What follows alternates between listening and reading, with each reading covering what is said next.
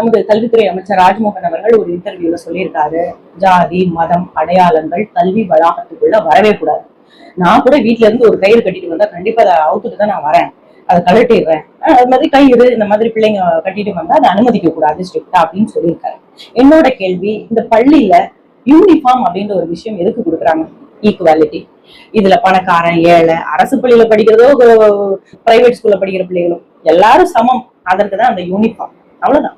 அதை தாண்டி ஒண்ணும் இல்லை. ஒரு பள்ளிக்கூடத்துக்கு போகும்போது குளிச்சு மூழ்கி ஒரு பிள்ளைக்கு ஒரு விபூதி வச்சு அனுப்புறதுதான் நம்மளுடைய பழக்க வழக்கம். அது ஒவ்வொரு மதம் ஒவ்வொரு வெவ்வேறு இருக்கு. அதிகப்படியான இந்து மக்கள் வாழக்கூடிய நம்ம தமிழ்நாட்டுல நம்ம இப்ப நான் சின்ன பிள்ளையா இருக்கும் போதெல்லாம் பள்ளிக்கூடம் போகும்போது இப்படிதான் லட்சணமா போகணும், ஒரு பொட்டு வச்சுக்கோம், பூ வச்சுக்கோம், விபூதி வச்சுதான் போகும். இன்னைக்கு நிறைய தனியார் பள்ளிகள்ல பூ கூட பிள்ளைங்களை வைக்க விடுறது இல்ல, பொட்டு வைக்க விடுறது இல்ல கம்ப்ளைண்ட் இருக்கு. அதெல்லாம் யாரும் பேசல.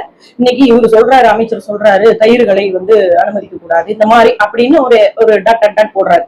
அப்படின்னா என்ன, நாளைக்கு பொட்டு வைக்க கூடாது, விபூதி வைக்க கூடாது, இப்படி இந்த அடையாளங்கள் எல்லாம் எடுத்து விட்டுருவீங்க. யூனிஃபார்ம் போட்டு ஹிஜாப் போட்டு வருதுங்கல்ல பிள்ளைங்க, அதை நீங்க சொல்லுவீங்களா போடக்கூடாதுன்னு? சொல்ல முடியுமா? முடியாது. இளிச்சவாயி இந்து மதம் தான். இன்னொன்னு சொல்லியிருக்கீங்க, பிள்ளைங்க இந்த ChatGPT ஜெமினி எல்லாம் யூஸ் பண்ணி தன்னுடைய ஹோம்ஒர்க் ஈஸியா முடிச்சுறாங்க, அதெல்லாம் பண்ணக்கூடாது, நல்லா படிக்கணும்ன்ற அறிவுரைகளை ரொம்ப சந்தோஷம். இன்னைக்கு சிங்க பெண் படைன்னு சொல்லி கொண்டு வந்திருக்கீங்க, ரொம்ப சந்தோஷம், எல்லாரும் பாராட்டுறோம். பெண்ணாக நானும் ரொம்ப சேஃப்டியான விஷயம், நாங்களும் ரொம்ப சந்தோஷப்படுறோம்.